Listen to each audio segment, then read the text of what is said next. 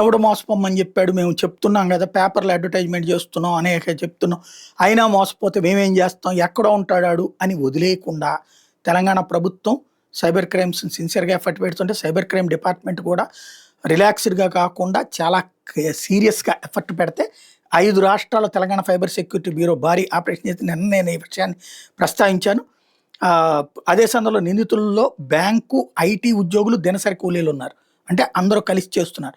Cyber నేరాల మీద యుద్ధం ప్రకటించిన తెలంగాణ సైబర్ సెక్యూరిటీ బ్యూరో గతంలో ఎన్నడూ లేని విధంగా దేశవ్యాప్తంగా ఏకకాలంలో 5 రాష్ట్రాల్లో దాడులు నిర్వహించి 81 మందిని అరెస్ట్ చేసింది. అక్టోబర్లో 25 రోజుల పాటు జరిగిన ఈ భారీ ఆపరేషన్లో అనేక మంది అధికారులు పాల్గొన్నారు. భారీ ఆపరేషన్ సంబంధించిన వివరాలను తెలంగాణ సైబర్ సెక్యూరిటీ బ్యూరో సంచాలకులు శిఖా గోయల్ ఆదివారం ప్రకటనలు వెల్లడించారు.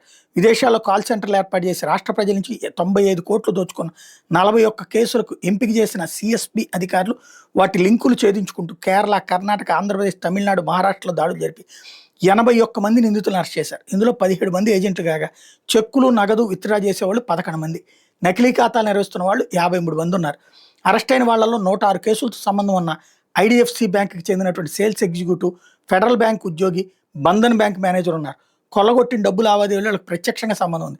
అలాగే కంప్యూటర్ ఆపరేషన్స్లో డిప్లొమా విద్యార్హత కలిగి ఉన్న వ్యక్తికి 96, చెన్నైలోని కిల్సాక్ ఆడిట్ కార్యాలయంలో పనిచేస్తున్న అకౌంటెంట్కి 31 కేసులు, బీబీఏ చదివిన వ్యక్తికి 45 కేసుల్లో ప్రమేయం ఉంది. బహుళజాతి సంస్థలు అంటే కార్పొరేట్ సంస్థలో పనిచేస్తున్న ఒక వ్యక్తి తన కార్పొరేట్ ఖాతాను కూడా నేరాల కోసం వాడినట్టు వెల్లడైంది. ఐటీ ఉద్యోగులు, ఆరోగ్య రంగంలోని వాళ్ళు, దళారులు, విద్యార్థులు, దినసరి కూలీలు కూడా అరెస్ట్ అయిన వాళ్ళు ఉన్నారు. వీళ్ళందరికీ తెలంగాణలో 128, దేశవ్యాప్తంగా 754 నేరాలు ప్రమేయం ఉన్నట్టు గుర్తించారు. ఈ కేసులతో సంబంధం ఉన్న పలువురు విదేశీయుల కోసం లుకౌట్ నోటీసులు జారీ చేశారు.